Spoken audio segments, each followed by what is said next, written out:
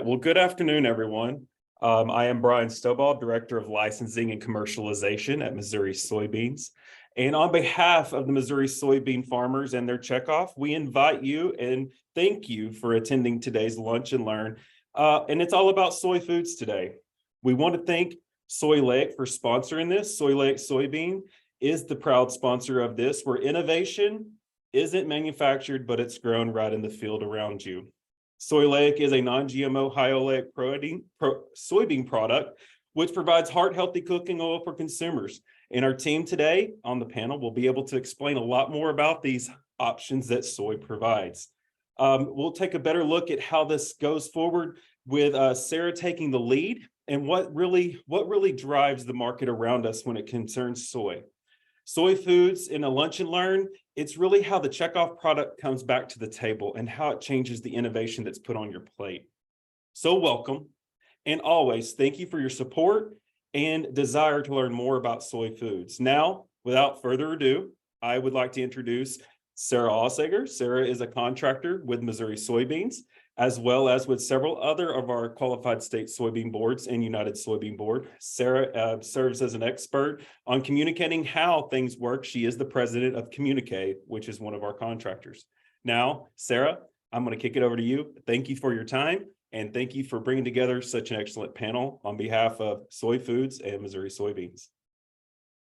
Excellent. Thank you, Brian. And I think you got it right. We have a terrific panel planned today of experts representing different areas within soy foods. And with you as farmers, you know, soy foods may not be top of mind every day. It might be a smaller percentage of the market of soybeans, but it does have a huge impact on the reputation of soy. And so that is really what we focus a lot on when we're thinking about soy for human health and nutrition. I would like to mention that if you have questions as our presenters are sharing their remarks today, I'd encourage you to write those into the chat or the Q&A, and we'll get to those questions at the end of the webinar today, but feel free to pop those in when they pop into your head. All right, well, I think with that, we can go ahead and get started. I'd like to introduce our first speaker today, Julie Ohmen from Soy Nutrition Institute Global. Julie is deeply seated in the soybean world. Just about 1 year ago, Julie took the helm of S&I Global as its first full-time CEO. And for the prior 7 years, she ran a consulting firm and served as the new uses consultant for the Indiana Soybean Alliance. Her work at Indiana Soy focused on developing growth innovation strategy within biomaterials, bioproducts, and food ingredients. Julie also draws from her 23 years with Archer Daniels Midland, where she developed and implemented novel business models focused on collaboration in research, development, and commercialization of soybean and corn ingredients. Julie possesses a very strong and unique perspective of farm and industry growth, coupled with business development skills needed to bring together various stakeholders within the soy industry. And her expertise and vision has tremendously helped S&I Global serve as a powerful voice for soy for human health and nutrition. And today, Julie is going to talk about S&I Global's role and relationship with U.S. soybean farmers, industry partners, and other soy stakeholders. So Julie, I will turn it over to you. Thank you, Sarah. That was a lovely introduction. I really appreciate this opportunity. Let me get my presentation started.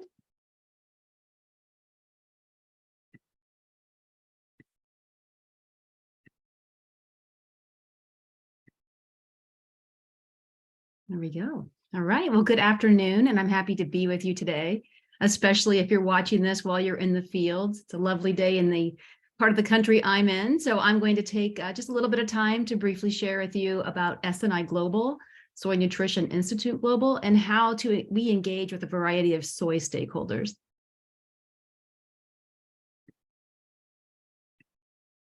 There we go.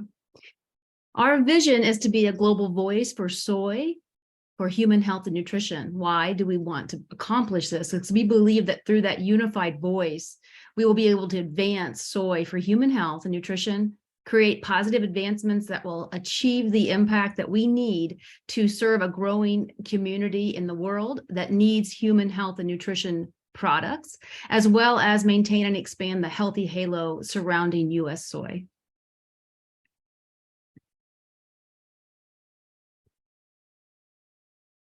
I wanted to just go back just a bit. I know some of you have been in the soy industry for many years, and so for good measure, I want to say that Soy Nutrition Institute was the original organization that was founded through the United Soybean Board in 2004. It was directed by Dr. Mark Messina. Soy Nutrition Institute has a similar but a smaller focus than what Soy Nutrition Institute Global has. At that point, there was really a focus just on the scientific evidence. And then later on, the communication and outreach was added to help facilitate that research and to go forward with it. So in 2021, as a result of opportunity in the space and encouragement from members and other soy stakeholders, we formed Soy Nutrition Institute Global in 2021. And we have carried over much of the existing structure and, of course, the resources that were provided with S&I, including the body of work housed within the Soy Nutrition Institute, as far as research and clinical research and papers that have been written and published. And that helped us lay a strong foundation for S&I Global. So by taking this scientific work, coupling it with the outreach and the communication work, we were able to expand our services to include government and regulatory affairs, functioning, and as well as services to members worldwide. So as S&I Global, we aspire to be the premier global organization focused on soy and health research, education, outreach, and advocacy. As such, our mission is to provide unmatched value to members and the industry as the organization leading the way in soy and health research, communication, outreach, and government and regulatory affairs. We strive to be a leader in plant protein research and outreach, as well as an added focus on soybean oil. So what I'm showing you here, I know many of you could be watching this on a smaller mobile device, so I'm just going to explain. This is a snapshot of all of the members within Soy Nutrition Institute Global. As an association, our value really comes from the ability to reach up and down the value chain, from ingredient companies to the consumer packaged good companies, such as Danone, who's going to be speaking with you today. We are a nonprofit organization in the soy space. This includes Missouri Soy as a member, Indiana Soy, Kansas Soy, and Iowa Soy, who is represented here with the Soyfoods Council. And Linda Funk will be next speaking to you, so you'll get to hear from that organization, and they are also a member. As well as the United Soybean Board, we also work with the U.S. Soybean Export Council and WISH. All of these members work collaboratively to advance soy's value in the marketplace. So with collaboration at the core, our members help S&I Global and the soy industry become to grow in both numbers and in impact. Since the inception of the organization in 2004, the growing number of members has furthered this mission, and progress is being made. As many of you know, there's an ever-increasing increase in plant-based proteins, that we feel the time is right for soy foods to make a greater inroads in the mainstream. S&I Global members are connected to the pulse of the food and beverage industry, and they hope that helps us hold a competitive advantage and have unparalleled access to the latest soy and health-related research. So just briefly, I want to talk to you about the key aspects of our work. We focus on advancing the reputation of soy, market promotions and viability so that your beans have a place and a home and can be freely traded. Importance of research in communicating. We stay focused on the science as our main pillars. The scientific resource for soy in human health and nutrition adds a unique aspect to our roles, where we play, if you will, internal consultant for many of the soy stakeholders within the industry. And then we also really are a strong convener of various stakeholders so that we can bring people together and dynamically work on issues or problems that may be facing soy, or just advance some research in a unified manner. What I'm going to talk to you about here is just briefly as to how we approach our idea development. We stay, as I mentioned, the majority of our core work is on science and clinical research. We develop literature reviews, we conduct clinical research. That helps us with then getting publications and guidelines enacted. Sarah also acts as our contractor, and she helps with the communication and outreach. And then that feeds policy and legislative developments in education of those bills and regulatory guidelines. So the whole thing just kind of keeps feeding itself, and our membership is what really drives this, and that's where we really keep in touch with the pulse of what's happening in the industry. So I mentioned that we are focused on science. So we really do spend a lot of time, and we work collaboratively with the United Soybean Board to be their research arm for their investments for clinical research. So I just wanted to briefly talk to you about just a few of the exciting clinical research projects that we currently have in the works, and they will be, I should say, be completing sometime within the next year, over the next 3 years. So, and there's a variety of these. So we're looking at how the clinical effects of soy on skin health, soy oil and cardiometabolic health, soy protein and metabolic syndrome. We also have some work that talks about start eating early diet, which is in the area of allergenicity, and how that affects children if they begin to eat soy in an early portion of their development. And then we also have some new research starting just this year, conducting research around soy and children's health and nutrition. And then looking back at what's our second largest driver of what we do, we promote those health benefits of soy that we have scientifically proven to dispel myth and concerns. And we do that in an evidence-based fashion. We translate the research and the scientific evidence so that it's understandable by the target audience that we have, and that it's usable then as a voice and as a material for you and other QSSBs and other stakeholders. We also provide resources for health professionals. We reach influencers, and as I said, we act as a convener and a resource for other soy stakeholders.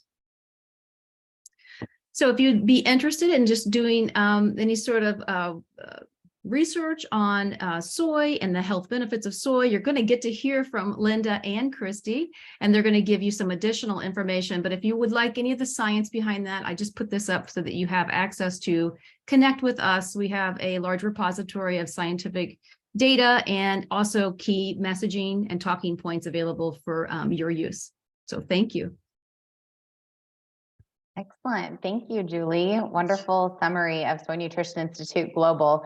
The organization really is a wonderful collaboration between farmers, researchers, and food companies. So it's a great way to hear from all of those pieces along the supply chain and really make sure that everyone's learning from each other. So with that, I'll introduce our next speaker, Linda Funk. For more than 40 years, Linda Funk has chosen a career in food marketing. Her professional experience has included extensive management experience with 2 large food and beverage manufacturers, Ambrosia Chocolate and Pepsi Cola, and 2 of the largest commodity associations, the Wisconsin Milk Marketing Board and Iowa Soybean Association. Linda is the founding executive director of the Soyfoods Council, where she served for 22 years. She's co-authored 2 digital soy foods focused cookbooks, one of which recently received a Best in the US 2022 Gourmand World Cookbook Award. Linda has promoted soy foods internationally at in-person events, culinary schools, and through editorial placements in major publications and via her travels to more than 10 countries. Linda's remarks today will focus predominantly on culinary trends and how and why soy can fit into your diet.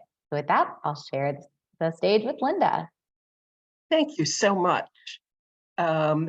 This is so exciting. Let me get this going.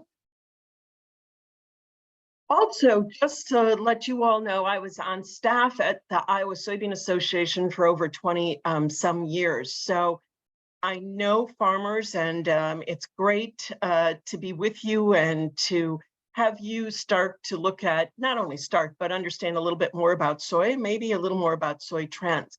I can tell you this, in the 20 some years that I've been doing this, there is no better time for soy foods.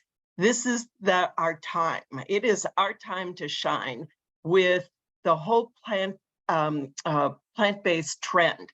I always say, and it's my own point of view, that really soy should be the preferred plant protein.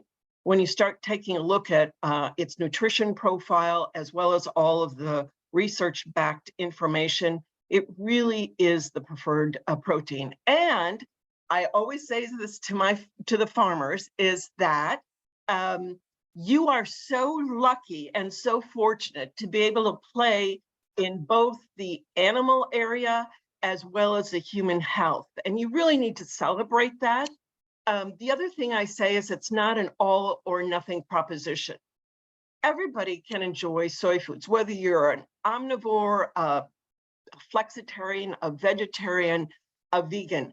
Soy works for that lifestyle. So with that, let's begin. So I always call the health benefits the why. This is why we enjoy soy foods. And Kristie's going to talk a lot more about this in detail, so I'm not going to go through this in a lot of depth. But we know that soy protein is a high quality protein and a complete protein, has all the 9 amino acids. 1999, the health claim was given to soy protein.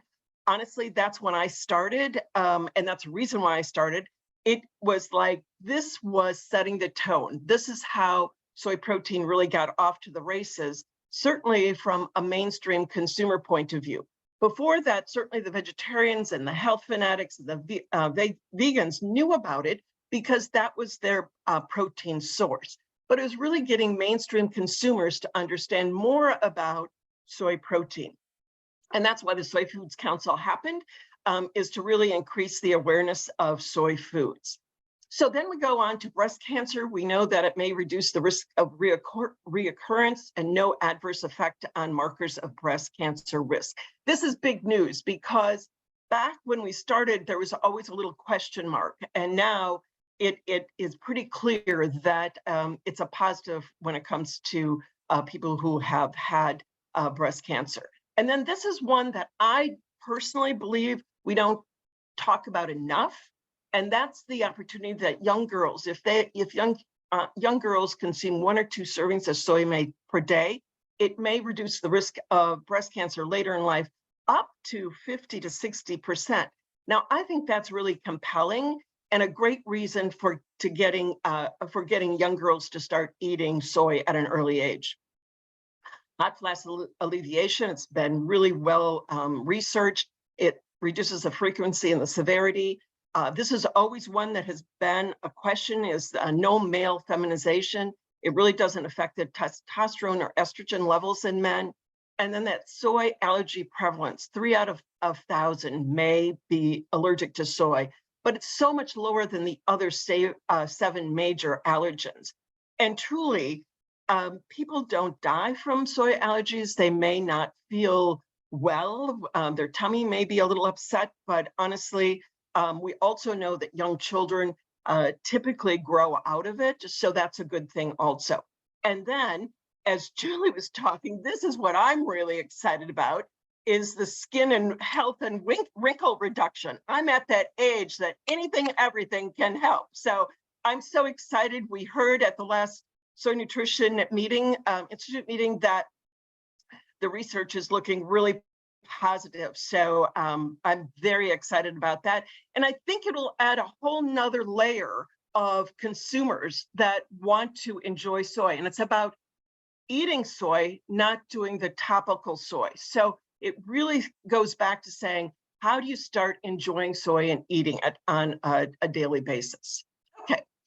Some expanded definitions of health could be a real game changer. So personal health and sustainability are among the top considerations driving consumer food choices, with health of the planet now eclipsing personal health concerns. So this is a big deal. You know, we know that personal health is certainly important to people, but also that sustainability. And you'll start hearing that throughout my whole presentation. Soy foods fit the plant protein trend, as I talked about. The wide range of soy ingredients really make it easy to add high quality plant protein to favorite recipes.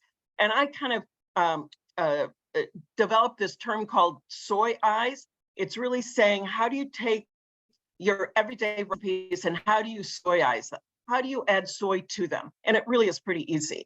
And consumer expectations. I think this is interesting.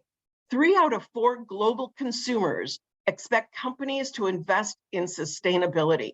So that sustainability piece is so important. And as you farmers know, you are in the sweet spot and you have so much to talk about. Again, when it comes to marketing communications, we really need to tell that story. Worldwide, 6 out of 10 consumers want to learn more about where their food comes from. We've been hearing a lot about transparency. What does that really mean? And the clean eating. It really means the minimal processing, recognizing ingredients and simple ingredient statements. And so many of our soy products are right there. It's really minimal processing and simple ingredients. Accountability. 42% of consumers say that labels showing environmental impact would encourage them to buy products. So again, helping people to understand that. Sustainability. You all know this, but 95% of US soy farmers are committed to sustainable farming practices and partner with the USDA to implement conservation programs. It's a great, great, great story to tell.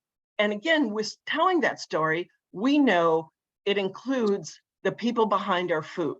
Growers, producers, manufacturers, and artisans are all part of our soy food story. And we really do need to include all of that as we communicate out to consumers. And health benefits, again, making sure that we include it in materials that we write, making sure that it's on the website, making sure that it's in our social media, all those kinds of ways of communicating. We do need to make sure that the health benefits are certainly part of it. And then this is the fun part, inspiring innovations in soy foods. Soy foods have come so far in the last 20 years. I can tell you, it's like night and day. The Gen Z and the millennial plant-based consumers look for animal protein alternatives, global flavors, and new formats, extending across categories such as shelf-stable, indulgent, and snack categories. And we'll talk a little bit more about those. Product innovations, product introductions including shelf-stable, fortified tofu, and also like miso sold in squeezable pack. It's about convenience. It's making sure we have the product that we need. Healthy profile snacks. I think this is a big area for soy. Globally, 55% of consumers want snacks that offer a nutritional boost.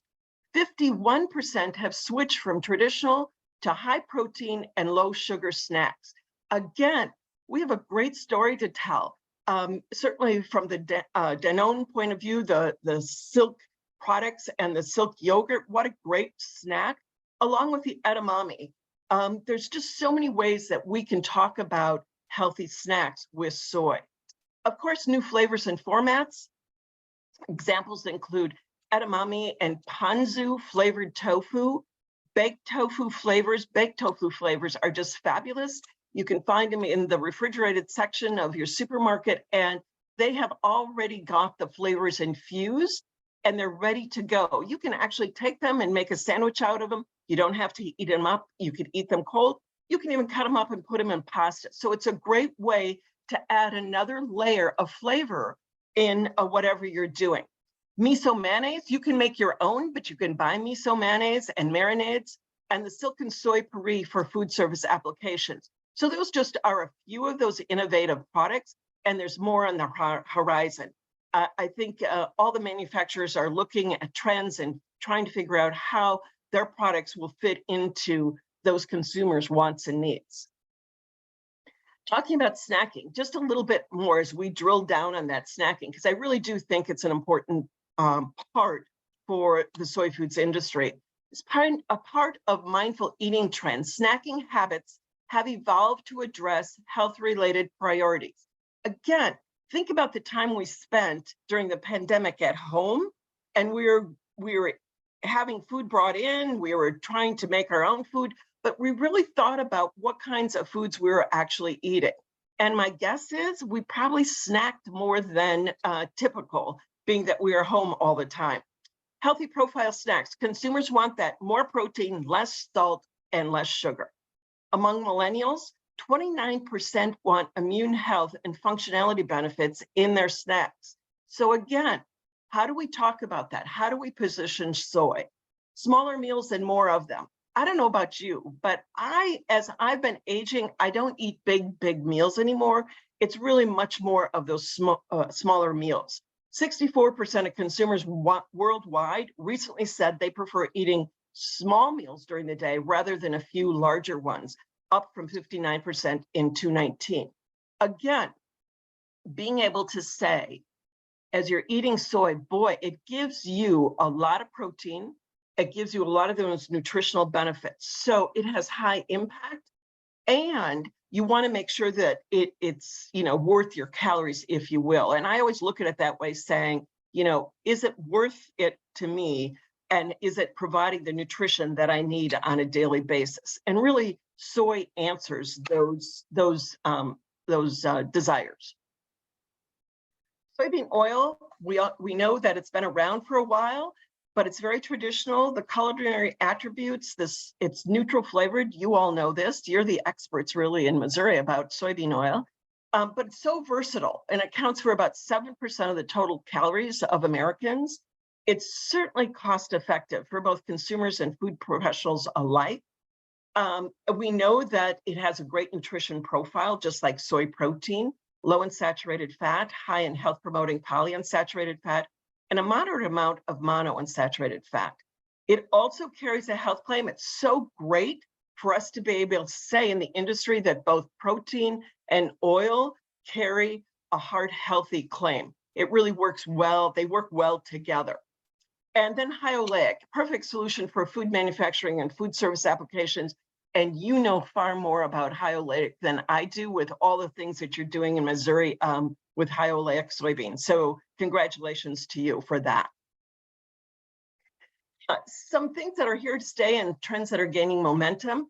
No surprise to anybody, costs continue to increase. Consumer goods continue to be higher in cost. Although I saw some great stats this week saying that there is some relief with costs of food. It's going down a bit, but even that, Soy has some of the answers with thinking shelf-stable products. When you can buy ahead, when you can buy in bulk, and it can sit on your pantry shelf until you need it, such as the TVP, the textured vegetable protein, the Tetra Pak soy milk, along with the Tetra Pak silken, the Morning New silken tofu, that they're all fine to have on your shelf until you open them. Once you open them, the milk and the tofu you need to refrigerate.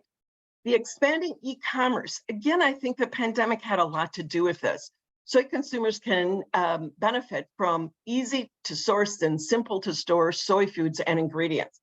E-commerce is expected to account for half of the global retail's growth by 2025. So again, e-commerce is important, and we need to really make sure that people understand, as we're talking to them, how they can buy soy via Amazon or the internet, whatever way they're buying it. Information education for consumers. I don't think there's a better time for us to really make sure that we're getting the right information out there. More global consumers are turning to apps for diet and personal nutrition information. This creates more opportunities to get the message out about soy foods and soybean oil. So again, we know people are looking for that information. Make sure that we're giving it and not having somebody else take up that space for us. Consumer attitudes about the sustainability. Environmental concerns have moved in the kitchen, the grocery store, and restaurants as well.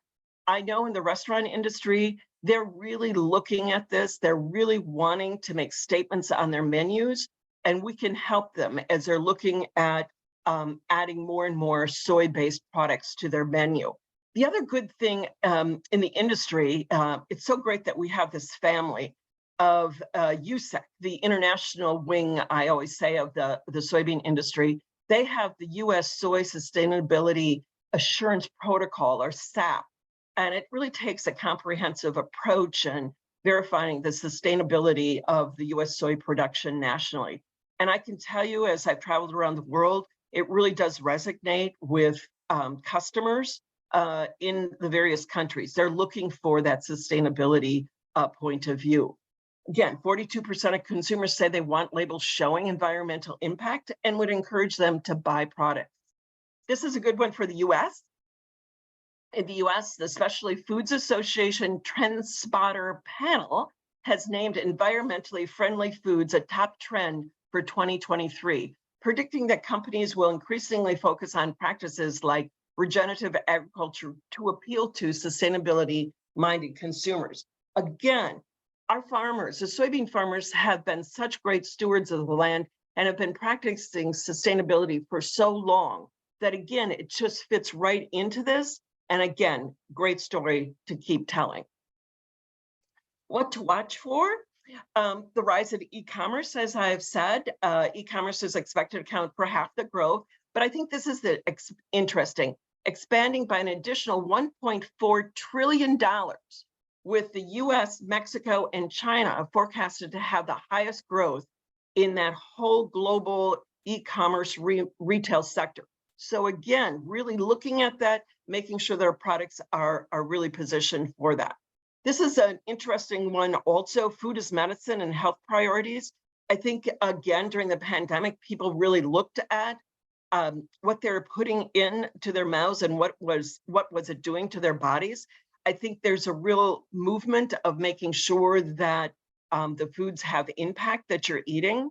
But in the post-pandemic world, if that's what we're in right now, I'm not quite so certain, 54% of global consumers say that they have educated themselves on ingredients with a potential to boost immune health, including fermented foods. And we have a great story to tell from a fermented foods point of view with miso and tempeh, and probiotic foods and antioxidants. So again, really positioning the products in a correct way, knowing what consumers are really looking for. Continuing sustainability concerns, more consumers are aware of the link between personal health and planetary health today. And as the world faces a challenge to feed healthy, sustainable produced food to a growing population, you know, that's the cry out there, is that our population is growing quite quickly, and we need to make sure that we are feeding the world. And the soybean industry has always looked at that as a critical aspect of their mission, and making sure that everybody has access to that healthy protein that soybean farmers are growing. And the need for educating consumers and food service professionals. We just need to make sure people know about soy, and making sure that they know the positive benefits and the positive aspects. I like to look at it from a positive point of view and saying, what do we offer and how can we even talk about it more, and making sure that people understand what the soy protein is, and certainly what soy foods are. So what sets us apart? Affordability, versatility, health profile, and environmental friendliness. Soy foods are easy to add to healthy lifestyles. They're really easy to incorporate. Soy foods offers research-backed health benefits that Julie was talking about. I am so proud to be in this industry, to know that when we say something about health benefits, it's been so well researched that it's not something that somebody's just saying. It's really have all the research behind it, which is so great to be able to say to the media, to the consumers out there, food service industry. Soy foods provide minimally processed, complete plant protein options. Sustainable soy foods are a good choice for health-conscious consumers and good for the earth. And as was said, we won this great Gourmand Cookbook Award a year or so ago, and these are downloadable. And I would welcome you to do that. Tell me, Sarah, do I have a couple minutes to go through quick and easy ways to add? Yeah, Are a couple you more okay? minutes. Yeah. Okay, I'll quickly go through this. This is not difficult stuff. Again, it's not all or nothing. I always say there are no soy, dairy, or meat police. You can combine soy with all of these elements and it works just fine. Works well with meat and dairy. Think blending ground beef, pork, turkey, chicken. It's certainly economical, but it reduces that fat, as well as adding the healthy soy protein. So that's why you're thinking about it in that respect. We know that ground turkey and ground chicken are low in fat, but what it does is add the healthy soy protein to it. This is one of my favorites. I've been doing it for years. Adding oatmeal, adding TSP or TVP, they're one and the same product, to oatmeal, then add soy milk to it and put it in the microwave for 1 minute and 40 seconds. And it is just delish. And again, as with any protein, it makes you feel full longer. Any protein, it's not just soy protein, any protein. But this is great because you're adding more protein to your breakfast. So you're not looking for a snack halfway through the morning. It really does make you feel full longer. Soy yogurt, Danone does a great soy yogurt. You add cereal that has soy in it. We had that at our last meeting. The Kashi group brought some great cereals with soy protein in it. So look for those. They're delicious also.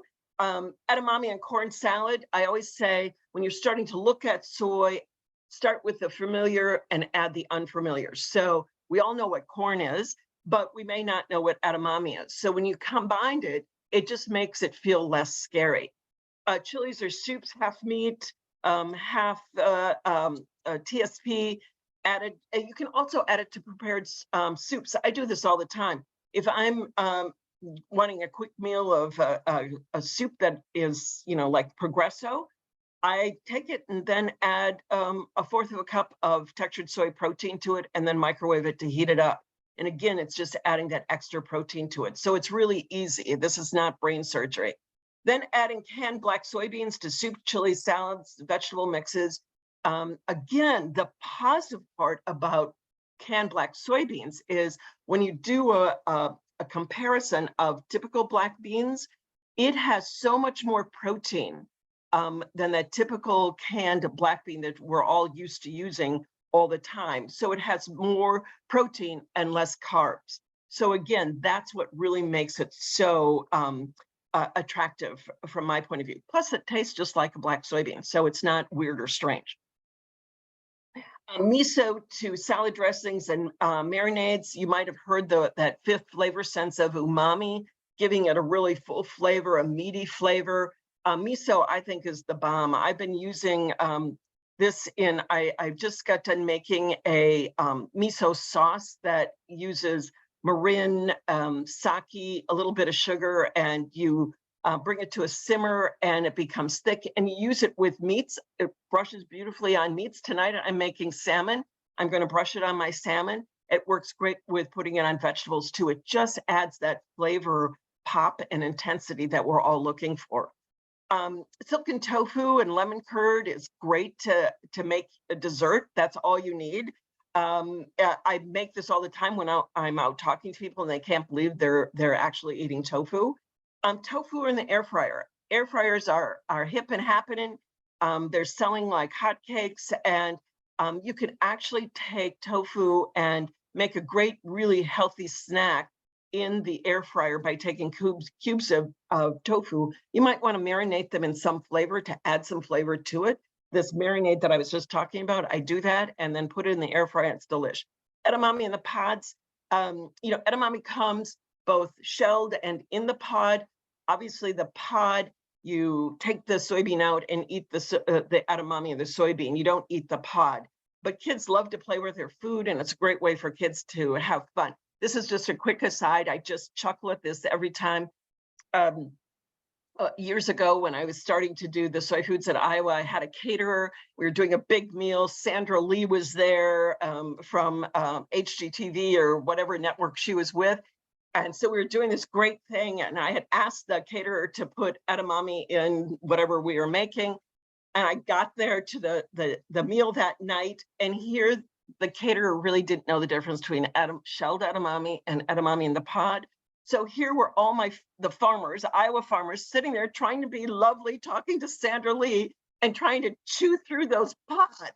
So I then stopped everybody and said, whoa, pods are not going to kill you. They're just really fibrous and they're hard to chew. So you just have to split them open and pop those little edamame out. So it's a learning process, making sure you know the pods versus the shelled and how to use them.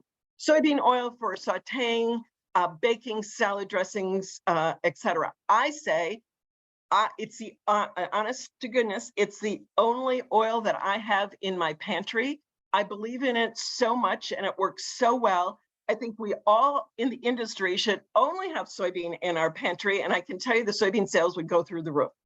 And then the coffee milk, which is so great to be able to say that it has a high oleic soybean oil in it here in the United States. So that's also a great way to enjoy the high oleic soybean oil. So with that, that's it. Wonderful. I just hope that everybody will say, especially this is April is Soy Foods Month. It's like, try 1 or 2 new soy foods this month.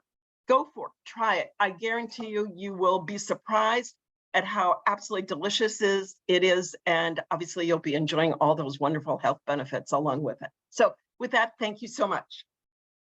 Thank you, Linda. Such inspiring words and reasons and ways to incorporate more soy foods into our diet. I think that for some people, soy foods can be very unfamiliar. And so, Linda, you gave some excellent familiar ways to incorporate various soy foods. And Linda's website, the Soyfoods Council website, is a terrific place to find tons and tons of recipes. So whatever you like to eat, she's got a recipe on there that includes soy, and you can try that in your kitchen coming up soon. So let's move on to our final panelist today, Kristie Leigh. Kristie Leigh is a registered dietitian with 15 years of experience in the food, beverage, and supplement industries.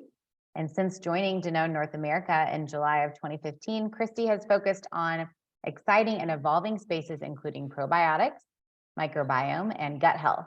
In her role, she supports leading probiotic brands, including Activia and Dan Active, plant-based brands, including Silk. She manages the Danone Institute of North America and leads efforts to educate about healthy hydration for the water brand Evian. Oh no, Kristie, I should have asked you about the pronunciation. Evian. Thank you. Kristie today is going to share her food industry perspective about how soy fits into Danone's portfolio and talk about some of the health benefits associated with various components of soy. Kristie, take it away. Great. I hope you all can see my screen. I also would like to say, I think I took the wrong straw. Following Linda and Julie is not going to be easy. And I have no celebrity names to drop. So don't expect any celebrities in my presentation. Okay, so all right, I'm looking at time, and so I'm going to stick with it. This is all the things that Sarah just said about me, nothing earthbreaking. So I just want to start by explaining who Danone North America is. A lot of folks don't know who Danone North America is because for 75 years in the US, we were Danone. And about 5 years ago, we purchased a bigger company than us called White Wave, which was mainly a plant-based company. And that is how we came to have such a balanced dairy and plant-based business. So you'll see on the screen about Danone. Danone is a global company. Our headquarters, our global headquarters are based out of Paris, and we have 2 headquarters in the US, one in Broomfield, Colorado, and one in White Plains, New York. I am out of the White Plains office and work on all of the brands and businesses that Sarah had mentioned. One of the reasons I love working for Danone is what you see on the screen here. We are, and worked at one time, not too long ago, we were the largest certified B Corp in the world. Luckily, we are not anymore, which is, always the hope that the bigger companies are going to come in and put purpose before profits. And so we are still a certified B Corp. We have a vision of one planet, one health. We believe the health of the people and the health of the planet are interconnected, which has been a theme of the presentations today. Sustainable food systems, regenerative agriculture, health of the people, it all is linked together. You can't really separate them. And then that brings us to our different businesses. So Sarah mentioned Activia. We also have Stoke. We have So Delicious. We have Silk, the #1 plant-based brand in the US. And we have a global counterpart to that, Alpro, which is the #1 plant-based brand globally and within Europe. So we're a really balanced company, and we do really love soy. And so I want to actually, Linda talked about more health benefits of soy than I'm going to. I just picked a handful to deep dive on in case someone says, oh, you're not supposed to have soy, then you can be like, oh, well, actually you are. And these are some really quick reasons why. So Linda had mentioned about the protein part of soy, but soy overall is a really nutrient dense food. It is a complete protein because it has all 9 essential amino acids. And essential amino acids are amino acids you have to get from your diet. Your body can't produce them. Our bodies can make a lot of things for us, but they can't make water and they can't make essential amino acids. So we have to get that from outside food sources. And so you can see here on the screen, well, maybe you can't if you're looking at a small phone, but a serving of soy offers between 7 and 15 grams of this high quality protein. It's low in saturated fat, and you'll see later in the presentation, it also has a large variety of vitamins and minerals. And then we also have a lot of traditional soy foods, which make it fit culturally into almost every culture that's represented, at least in the United States. And we know that for religious purposes and cultural reasons, there are a lot of individuals that are vegetarians, and soy becomes a really important part of their diet. It's also a part of the dietary guidelines, with soy milk, fortified soy milk being the only recommended replacement for dairy within the US diet. And soybeans are unique among the plant-based universe. You'll see up here these different colored circles. The green part represents carbohydrates, the light blue is proteins, yellow is fats, dark green is fiber, and then dark blue is water. And you'll see that soybeans are the only one with a significant amount of yellow up there, and that's the fat piece. And I don't know, I'm sure you guys know this actually, but soy is often classified as an oil seed because of its higher fat content. And it has a really unique omega-6, omega-3 composition. And it also has a really good fiber to carbohydrate ratio, along with that plant-based protein, making it nutritionally a real powerhouse. And this is just demonstrating how we know soy is a good source of protein. So not only does it have all non-essential amino acids, but it's also digested in a way where your body absorbs most of those amino acids. So it's right up there with egg whites and milk, and then you'll see some of the other plant-based proteins and animal-based proteins falling below soy there. And then if we look at micronutrients, on the left is the differences and on the right is the similarities as compared to other legumes. You'll see we are rich in calcium, we are rich in iron, we are rich in vitamin K. We also have a lot of B vitamins, and we also have a good amount of zinc. So this is based on 100 grams, and it is just compared against other legumes, but again, reinforcing the nutrient density of this mighty little bean. And then, usually the comparison, at least that we hear a lot because we are a dairy and a plant-based company, is, well, how does soy stack up against dairy? And this is unfortified dairy with fortified soy. But I already mentioned in the previous slide how soy is naturally containing calcium, but we also fortify over the amount of dairy. As an overall industry, I included a silk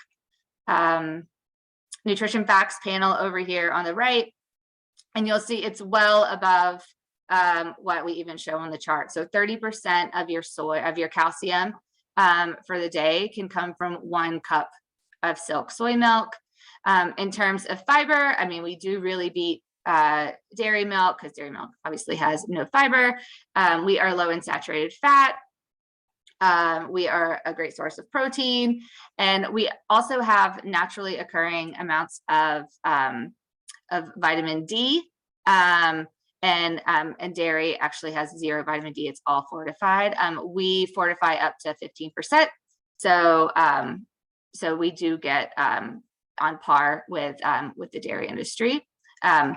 But you'll see that, and it's no mystery because the dietary guidelines recommend soy as a replacement for dairy, but naturally soy has a lot of things, even without fortification, that the dairy products do not have.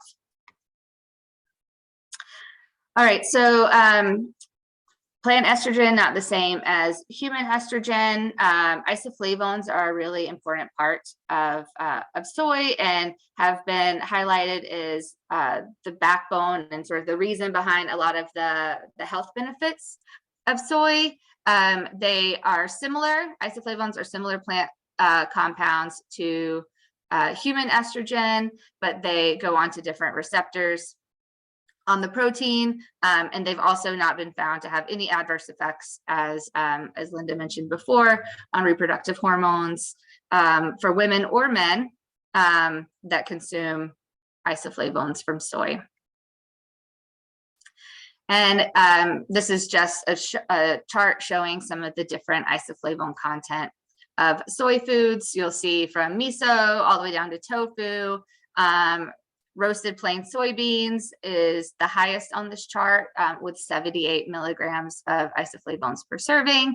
And it's just showing that there's a variety of different food sources to get isoflavones from, and they're not all created equal. So it's important to pay attention and mix and match your sources appropriately.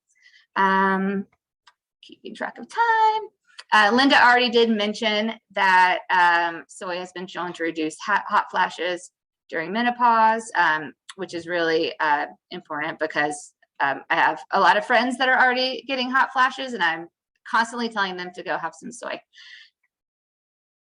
Soy is heart healthy, and Linda had mentioned oatmeal with textured soy protein and some soy milk mixed together. Well, that would be like a 1-2 punch for heart health, because oats have beta-glucan, a fiber that is associated with heart health, and then you would get the heart healthy benefits from soy protein. So highly recommend that tip that Linda threw out there.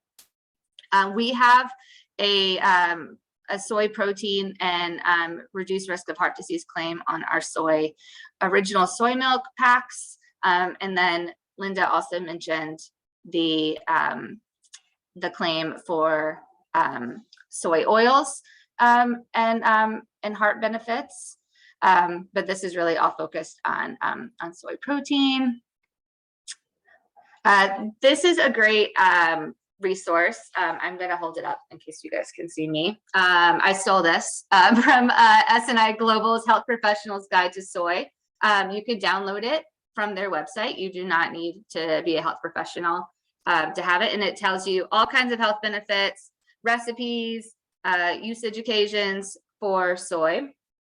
And it explains where you can get different amounts of soy protein and isoflavones, explains how it fits into the US dietary guidelines, and also recommends 15 to 25 grams of soy protein and 50 to 100 milligrams of soy isoflavones to get those health benefits of soy per day. So I thought this was a beautiful depiction of combining soy protein and isoflavone content to make sure you're getting enough of each in your diet. And okay, now I'm going to go pretty fast because we only have 5 minutes left. But this next section is going to cover the way that Danone works with soy. And I don't know if many of you have seen this. We still have cable, so I still see it, but we do have TV commercials highlighting silk as milk of the land, and soy is a big part of that. This is our soy portfolio. We have soy beverages as well as soy-based yogurts. And one of my roles at Danone is really to help promote the benefits of soy. And I do this specifically with registered dietitians and healthcare professionals. And you'll see from this survey information here that when consumers were asked their trusted sources of information on foods to eat and avoid, the top 2 are registered dietitians and their personal healthcare professional. And we know there's still a lot of confusion about soy, even among healthcare professionals and registered dietitians. Bad press back in the day was never corrected. It was never mediated. And And so we do a lot of work internally within Danone to help talk about the research, a lot of the research that SNI is doing, a lot of the research that SNI is promoting in order to help combat some of these myths about soy consumption and have these specific healthcare professionals recommend soy to their clients.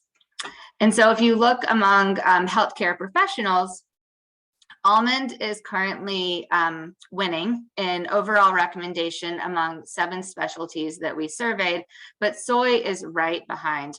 And if you specifically look at fitness professionals and dietitians over on this right-hand side, you'll see that at least we hope it's because of us that a lot of the outreach we've been doing in education is really working. So in 2020, only 65% of dietitians were recommending soy, and now we're up to 78% of dietitians recommending soy. So a pretty good little hop there, and we're hoping to one day get it to 100% of dietitians recommending soy. And then why would they be recommending soy? Well, these are sort of the things that we talk about with them, right? For fitness professionals, it's soy for muscle. We've talked about it being a high quality protein. A lot of their clients are starting to follow plant-based diets. And Linda talked a lot about this plant-based trend, and we are seeing it within Danone. Our healthcare professionals are definitely seeing it. And soy is one of those great sources of protein that they can recommend. Also supporting heart health. So really meeting all of the areas that, that these healthcare professionals are focused on. And then this is what some of our outreach looks like.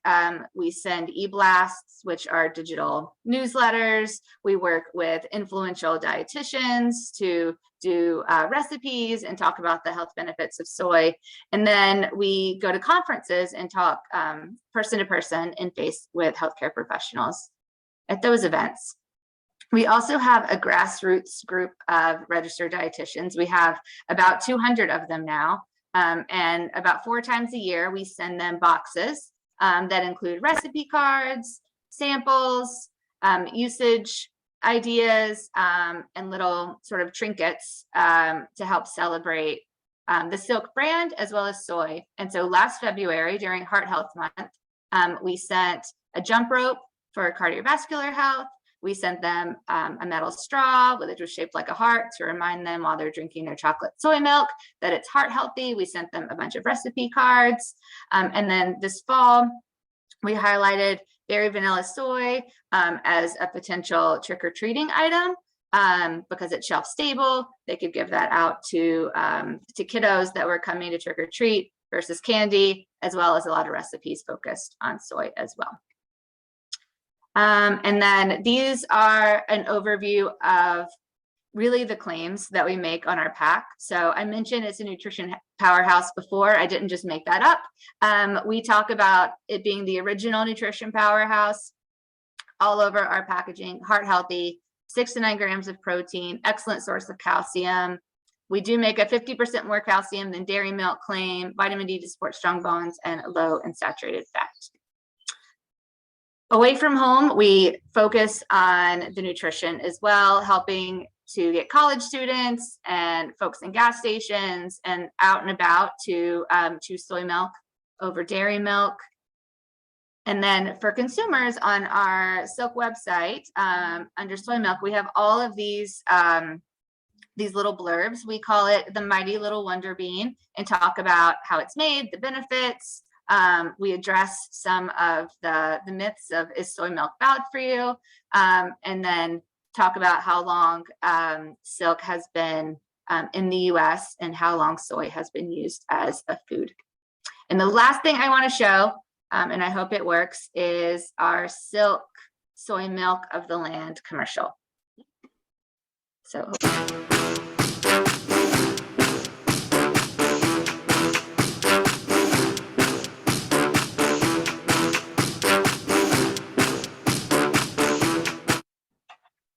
And for you ladies out there, our soy cowboy is very popular internally with Danone. Everyone loves him. And there he was in all of his glory. So that's it. Only 1 minute over. Perfect. Wonderful. Thank you, Kristie. It's so great to see just how silk shows up and why it shows up, just further showing that practical application and the work that you're doing to promote soy within your brand is wonderful. So we love the partnership there. We're fortunate that Danone and S&I Global and show up in the same places sometimes at health professional outreach events. So we try to collaborate and work together, just getting as much value out of those interactions with the people who consumers seek out for information about their health and nutrition. So we are at the hour, but I've been told that we can go over. So we're going to take a couple questions before we break today, because we've had some great ones come in. So what I'd like to start with, and I'm wondering if Julie, you might want to answer this question about what role are our large grain processors playing on the soy foods front? So ADM, Bunge, Cargill, are they involved in soy foods? And if so, in what way? Let me get off mute. Thank you. Absolutely. In fact, I saw yesterday ADM made some announcements of some large investments they're making in this space. I'm not quite sure about Bunge. I do know Cargill also plays in the space in a different fashion. And I think they've not only taken a position of trying to advance the quality of the protein they're offering, but the textures, the flavor profiles and things of that nature, but they're also working more collaboratively to develop new technologies with small specialty companies that actually do the development work. I thought it was interesting that same announcement of it's Believer Meats that they're partnering with to really say, you know, the cultivation of that meat, if you will. So it looks like they're going to take a leadership role in that. Mm-hmm. Yeah, it's pretty fascinating Cultivated stuff. meat, you know. That cultivated cultured meat. Yeah. Thank you. Thank you. Good. So Linda, loved everything that you said, and you listed a lot of great opportunities for soy foods. But if you had to pick one or two of those top opportunities right now, you said it's the time for soy to shine. What do you think are the one or two top opportunities for soy? You know, as I was saying, it's that snacking category that I think is so critical, because people are on the go, kids are on the go, and they need those healthy snacks on their way to do soccer or whatever they're doing. And along with adults, adults are busy these days too. And it's like making sure that you're getting what you need, that as Kristie was saying, that nutrient dense food that really gives you more than just something to fill you up for a short period of time. So I think snacks are really important.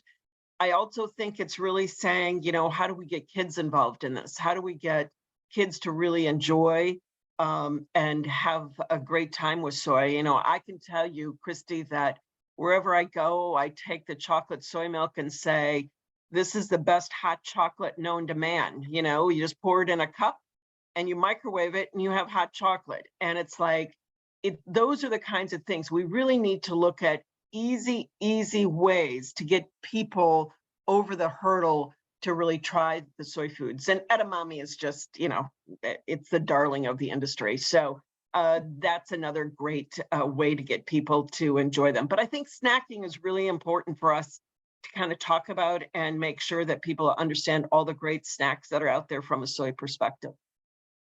Excellent. Thank you. Okay, Kristie, this next one's for you. And I did answer it in the Q&A, but I want to hear your answer too. We had a question. What are the key points we should be using when asked by people outside of food or agriculture about the soy estrogen conversation? Well, I think Linda had mentioned it in her talk, right? That that soy does not increase your chances for breast cancer, and it is safe after you've had breast cancer. I think usually when people are asking about estrogen, that's typically the space that they're going. It is not feminizing. And then going back to Linda's comment about kids, I think plant-based kids is really where we should be focusing. And the fact that you can reduce breast cancer risk by up to 50% with just 2 servings of soy per day, I think is incredible for a girl. I know, I think the research was done in girls, but girls and boys are susceptible to breast cancer. And so just getting soy into the hands of kids, I think is a real focus. And I remember when Dr. Messina had first talked about that study, I think maybe my first S&I meeting. It wasn't new then, but that was the first time I'd heard it.